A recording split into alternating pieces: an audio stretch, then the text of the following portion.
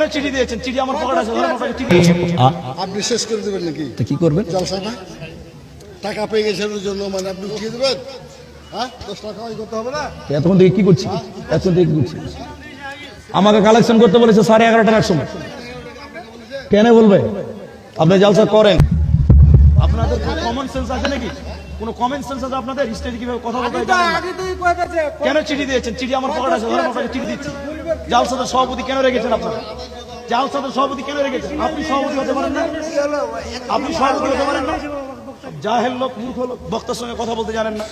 সভাপতি রেখে নিচে সভাপতি করেছেন।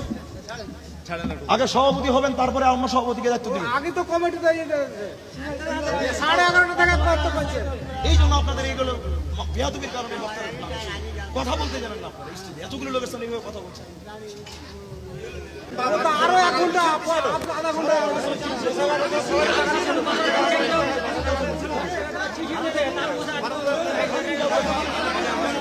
প্রত্যেক কবি টাকা